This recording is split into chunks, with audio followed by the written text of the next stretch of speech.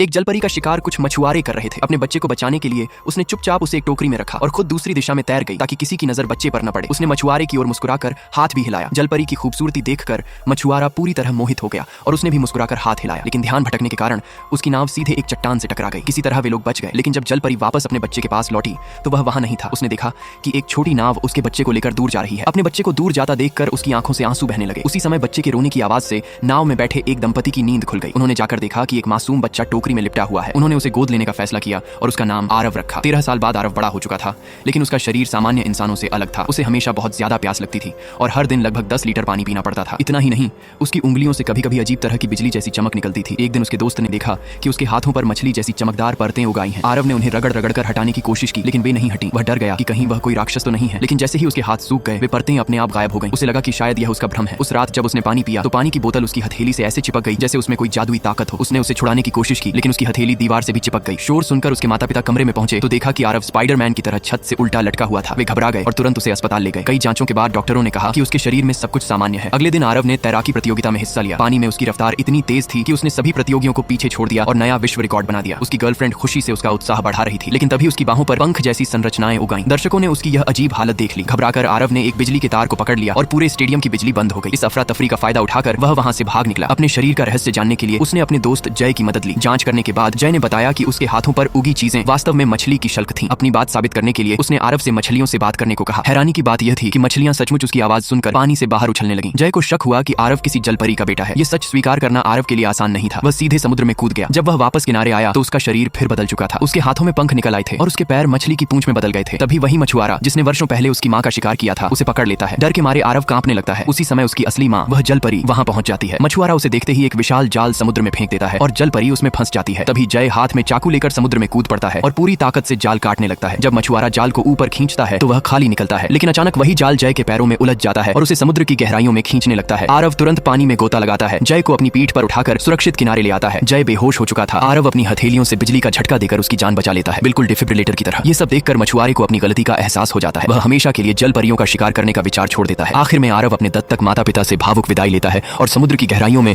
अपनी मां के साथ अपने असली संसार में लौट जाता है।